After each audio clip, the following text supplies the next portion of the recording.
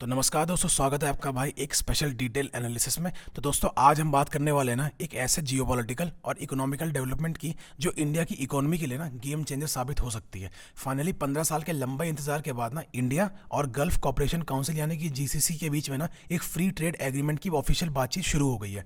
अब आप लोग सोचेंगे कि भाई यूएई के साथ तो हमने 2022 में ही सीईपीए साइन किया था और ओमान के साथ भी बातचीत चली रही थी, तो नया क्या है। तो दोस्तों ये एक बायलैटरल ट्रेड नहीं है, ये एक ब्लॉक लेवल की ट्रेड डील है। यानी कि एक साथ ना 6 पावरफुल गल्फ कंट्री यानी कि Saudi Arabia, UAE, Qatar, Kuwait, Oman और बहरीन एक साथ ना इंडिया के साथ एक मैसिव ट्रेड पैक्ट साइन करने जा रही है। भाई ब्रेकिंग न्यूज़ ये है कि न्यू दिल्ली में ना हमारे कॉमर्स मिनिस्टर पीयूष गोयल साहब और जीसीसी के जो चीफ नेगोशिएटर है ना उनके बीच में टर्म्स ऑफ रेफरेंस साइन कर दिए हैं। तो भाई इसका मतलब ना मैच का टॉस हो चुका है, अब बैटिंग और बॉलिंग शुरू होने वाली है, यानी ऑफिशियल नेगोशिएशन स्टार्ट हो चुके हैं। ठीक है, तो भाई अगले ना कुछ मिनटों में मैं आपको ये डील का पूरा पोस्टमार्टम करूंगा, स्टार्टिंग से लेके एंड तक आपको सारी डिटेल में समझाऊंगा।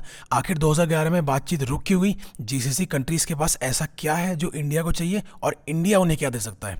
तीसरी चीज, ट्रेड डेफिसिट का डर।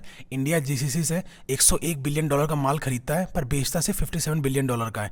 क्या ये डील इस गैप को कम करेगी या बढ़ाएगी, इसके बारे में हम बात करने वाले हैं। और चौथा है मेन द चाइना फैक्टर और आईएमईसी कॉरिडोर। तो भाई अब सीधे चलते हैं हमारे सेगमेंट नंबर 1 पे, the event and the historical context, इतिहास और वर्तमान। सबसे पहले ना let's look into the specifies जो भी न्यूज़पेपर में चल रही हैं। ठीक है, 5 फरवरी को ना न्यू दिल्ली में यूनियन मिनिस्टर पीयूष गोयल की प्रेजेंस में टीओआर साइन हुआ, जिसको हम कहते हैं टर्म्स ऑफ रेफरेंस। इंडिया की तरफ से चीफ नेगोशिएटर जो थे वो अजय भाडू साहब थे और जीसीसी की तरफ थे डॉक्टर राजा अल मजौकी। ठीक है, पीयूष गोयल ने ना इसमें एक बहुत बड़ी बात कही है। उन्होंने कहा कि ये जो एफटीए है इसको फोर्स मल्टीप्लायर कहा है ना। उनका कहना यह है कि ये सिर्फ ट्रेड नहीं है, एनर्जी सिक्योरिटी और जॉब क्रिएशन का एक नया रास्ता भी है। लेकिन ये इतना इंपॉर्टेंट क्यों है, इसके लिए ना हमें थोड़ा फ्लैशबैक में जाना पड़ेगा। देखिए, इंडिया और जीसीसी के रिलेशंस ना आज के नहीं है, सालों पुराने हैं। लेकिन ऑफिशियली फ्री ट्रेड एग्रीमेंट की बात ना 2004 में शुरू हो गई थी, जब एक फ्रेमवर्क एग्रीमेंट साइन हुआ था। ठीक है, 2006 और 2008 में 2 राउंड्स की बातचीत भी हुई, लेकिन फिर आया साल 2011 और अचानक ना जो गल्फ कॉपरेशन काउंसिल ने दुनिया के सारे डिसीजंस यानी कि जो बाकियों के साथ भी फ्री ट्रेड एग्रीमेंट्स थे उन पे होल्ड कर दिया, यानी कि उन पे स्टे लगा दिया। ट्रेड नेगोशिएशन पे पॉज लग गए। बेसिकली उनको ना अपनी इंटरनल पॉलिसीज जो है रिव्यू करने थे कि सही है कि नहीं उनके लिए भी। उसके बाद ना ये मामला थोड़ा कोल्ड स्टोरेज में भी चला गया। अब भाई 2026 यानी कि 15 साल बाद जब दुनिया में प्रोटेक्शनलिज्म बढ़ रहा है, वर्ल्ड ट्रेड ऑर्गेनाइजेशन कमज़ोर पड़ रहा है, तब इंडिया और जो गल्फ काउंसिल है ना इसने सोचा कि भाई अब वेट नहीं कर सकते वरना बहुत देर हो जाएगी। तो जीसीसी के सेक्रेटरी जनरल जो थे जसीम मोहम्मद अब्दुल्लावी, इन्होंने ना ये तक कह दिया कि ये जो डील है ना ये दोनों साइड के लिए विन विन रहेगी, क्योंकि अब जो गल्फ कंट्रीज है ना ये सिर्फ तेल बेचकर खुश नहीं है, उन्हें अपनी इकोनॉमी को डाइवर्सिफाई भी करना है और उसमें ना इंडिया से बेहतर पार्टनर उनके लिए कोई हो नहीं सकता। अब सीधे चलते हैं भाई हमारे सेगमेंट नंबर 2 पे, decoding the GCC block. GCC आखिर है क्या। तो भाई आइए मैं आपको समझाता हूँ कि जीसीसी आखिर है किस चिड़िया का नाम और इसमें कितनी ताकत है। तो बेसिकली ना जीसीसी में 6 मेन कंट्रीज आती हैं। ठीक है, पहला है सऊदी अरेबिया, सबसे बड़ा प्लेयर है और लीडर ऑफ द पैक है। दूसरा है यूएई, ट्रेड और बिजनेस का हब है, सब जानते हैं। ठीक है, तीसरा है कतर, कतर ना एलएनजी का सुपर पावर है। ठीक है, अब चौथा है कुवैत जिसमें बहुत ज़्यादा तेल है, और ओमान जो है वो 5वां मेंबर है जो कि strategically located basically Indian ocean के पास, और छठा है बहरीन जो कि फाइनेंशियल हब है। इन 6 देशों की कंबाइंड जीडीपी ना 2.4 ट्रिलियन के आसपास है। लेकिन इंडिया के लिए ना सबसे बड़ी बात यह है कि यह दुनिया का एनर्जी बाउल है। इंडिया अपनी ज़रूरत का 35 से 40% तेल और 70% गैस यहीं से इंपोर्ट करता है। ठीक है, अब आते हैं भाई द इंडियन फैक्टर। एक और आंकड़ा ना जो न्यूज़पेपर आजकल हाईलाइट कर रहे हैं वो है डायस्पोरा। डायस्पोरा का मतलब ये होता है ना कि जो इंडियन ऑरिजिन्स के पीपल्स हैं, जो इंडियन ऑरिजिन्स के लोग हैं, बेसिकली जो बाहर काम करते हैं उनको कहते हैं डायस्पोरा। ठीक है, करीब 10 मिलियन यानी कि 1 करोड़ इंडियन ना गल्फ कंट्रीज में रहते हैं और वहाँ काम करते हैं।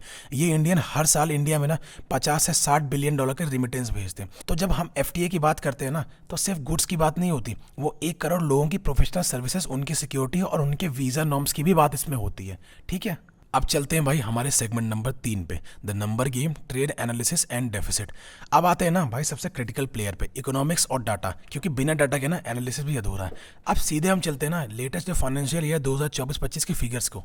तो भाई इन फिगर्स को ना अगर हम देखें जो कि अभी रिलीज हुए हैं, तो जो टोटल बायलैटरल ट्रेड निकल के आती है ना इंडिया और जीसीसी के बीच में, वो आती है 178.5 बिलियन डॉलर की।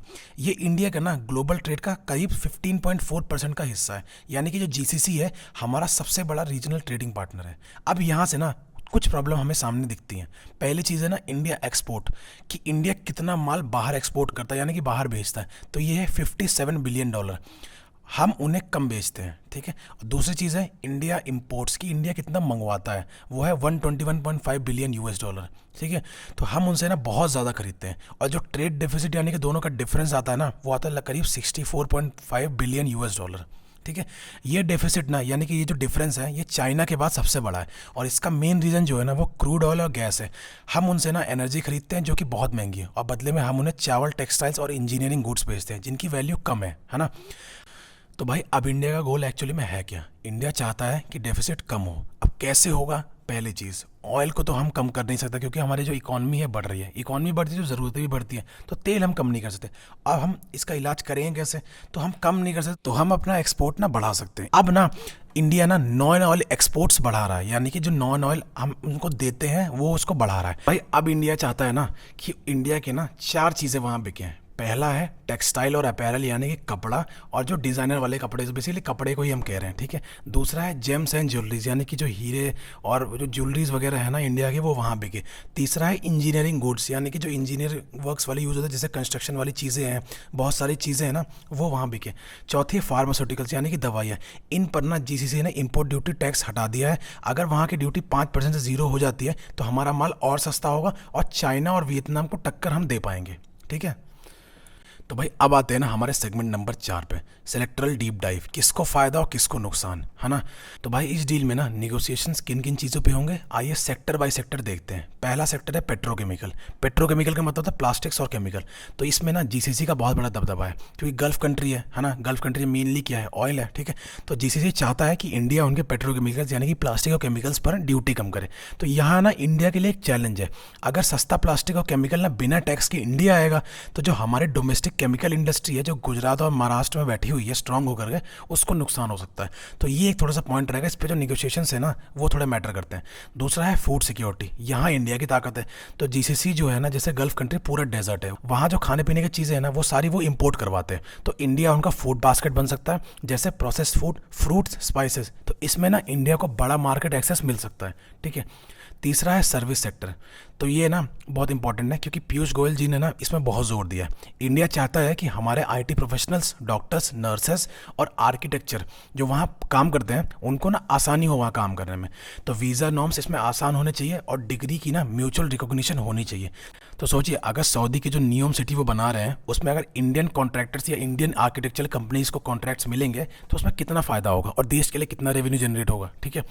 चौथा है भाई इन्वेस्टमेंट, ठीक है। सऊदी का ना पीआईएफ यानी कि पब्लिक इन्वेस्टमेंट फंड और अबू धाबी का एडीआई है, ठीक है। इनके पास ना ट्रिलियंस ऑफ डॉलर्स हैं, बहुत पैसा है इनके पास। तो इंडिया चाहता है कि ये पैसा ना इंडिया के infrastructure, ports, roads, green energy products में इन्वेस्ट हो।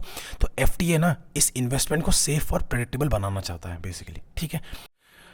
तो भाई अब चलते सीधा हमारे सेगमेंट नंबर 5 पे, जियो पॉलिटिक्स एंड स्ट्रेटेजिक एंगल। यहाँ से व्यापार की नहीं, यहाँ थोड़ी बहुत ना जियो पॉलिटिक्स की भी बात होने वाली है। तो पहला पॉइंट जो उसमें आता है ना वो है IMEC कॉरिडोर, ठीक है। आपको याद होगा G20 में इंडिया ने ना India Middle East Europe Economic Corridor sign किया था, ठीक है, लॉन्च किया था बेसिकली। तो अगर इंडिया और GCC का ट्रेड स्मूथ हो जाता है, कस्टम्स रूल जो है वो थोड़े हल्के फुल्के कर दिया जाता है, थोड़ा बहुत एडजस्ट कर लिया जाता है, तो एक कॉरिडोर एक्चुअली में ना बहुत इफेक्टिव बन जाएगा क्योंकि इंडिया का माल है ना वो यूएई की पोर्ट पे उतरेगा, वहाँ से ट्रेन से सऊदी और इजराइल से होते हुए यूरोप जाएगा, ठीक है। तो ये एफटीए ना बेसिकली सप्लाई चेन को ना बहुत आसान कर देगा, बहुत साफ कर देगा, है ना। तो अब आते हैं पॉइंट नंबर 2 पे जो कि है चाइना का इन्फ्लुएंस। तो भाई चाइना का इन्फ्लुएंस ना गल्फ कंट्री में बहुत ज़्यादा बढ़ गया है। उन्होंने ना सऊदी अरब और ईरान की ना दोस्ती करवा दी है और वहाँ वो है मतलब बहुत ज़्यादा इन्वेस्टमेंट कर रहे हैं, इंफ्रास्ट्रक्चर वगैरह डेवलप कर रहे हैं। तो इंडिया को ना अगर वेस्ट एशिया में अपनी पकड़ बनानी है, अपनी पकड़ को मजबूत करना है, तो सिर्फ बातों से काम नहीं चलेगा, ठीक है। इकोनॉमिक इंटीग्रेशन ज़रूरी है और ये एफटीए इंडिया की स्ट्रेटेजिक ऑटोनॉमी को बहुत स्ट्रॉन्ग करेगा और मतलब अच्छा खासा बूस्ट देगा उसको। अब तीसरा है एनर्जी सिक्योरिटी। कतर के साथ ना हमने रिसेंटली LNG डील साइन करी है जो कि है 78 बिलियन यूएस डॉलर की। ये फ्री ट्रेड एग्रीमेंट ना ये भी इंश्योर करेगा कि अगर कोई क्राइसिस आती है तो इंडिया को ना एनर्जी का जो सप्लाई है वो प्रायोरिटी बेसिस पे मिलेगा बिना किसी डिले के। अब हम चलते हैं ना अपने वीडियो के एकदम एंड पे जो कि है कंक्लूजन, आगे की क्या राह होगी, ठीक है। तो दोस्तों कंक्लूजन एक्चुअली में है क्या, देखिए रास्ता आसान नहीं है। जीसीसी में 6 देश हैं और 6 के 6 ना देशों की अपनी अलग अलग प्रायोरिटीज़ हैं। सऊदी चाहता है कि मैन्युफैक्चरिंग बढ़ाए, यूएई चाहता है कि ट्रेडिंग हब बने, है ना। इन सबको ना एक पेज पे रखना काफ़ी मुश्किल होगा, पर नेगोशिएशंस में ना 1-2 साल आराम से लग सकते हैं। ये हमारा वो है, पर 1-2 साल कहीं नहीं गए, ठीक है। लेकिन जो टर्म्स ऑफ रेफरेंस का साइन होना ना अपने आप में ही आधी जीत है। अब इंडिया ना डिफेंसिव नहीं बल्कि फ्रंट फुट पे खेल रहा है। हमने ऑस्ट्रेलिया के साथ डील साइन करी, यूएई के साथ की, EFTA के साथ की, और अब गल्फ कॉपरेशन काउंसिल के साथ कर दी। ये दिखाता है कि जो नया भारत है ना हमारा, ये ना किसी से पीछे नहीं है, ये हर चीज़ में आगे आएगा। और जो लोग योगदान दे रहे हैं ना वर्ल्ड इकोनॉमी को बढ़ाने में, ये उसमें भी अपनी हिस्सेदारी प्रूव करेगा। अब आपके लिए क्वेश्चन है भाई, जाते जाते एक सवाल का आप आंसर देना, ठीक है। जो GCC का हेडक्वार्टर है वो कहाँ पे है? तो भाई अगर आपको डिटेल एनालिसिस पसंद आया हो तो वीडियो को लाइक करो, दबा के लाइक करो, अपने उस दोस्त को शेयर कर दो जो कि सऊदी दुबई काम करने जाने वाला है, ठीक है। वीडियो ना बहुत इंटरेस्टिंग बनाऊंगा मैं आगे, आपको जो भी टॉपिक पे वीडियो चाहिए वो आप मुझे कमेंट कर देना, और वीडियो को लाइक करो, शेयर करो, अपने व्हाट्सएप स्टेटस तक लगा दो भाई। आपके रिश्तेदारों को भी पता चल कि दुनियादारी एक्चुअली चल क्या रहा है ना, वर्ल्ड में एक्चुअली हो क्या रहा है। ये जो पूरी इन्फॉर्मेशन है ना, ये बेसिकली मैं बहुत इजी वे में आपको समझाता हूँ ताकि आप सब कुछ समझ सको, और आपसे कोई डिबेट करे ना तो आप हारो नहीं, ठीक है। तो दिस इज सरकारी गेम है, साइनिंग ऑफ। मिलते हैं भाई अगली वीडियो में, तब तक के लिए धन्यवाद, है ना।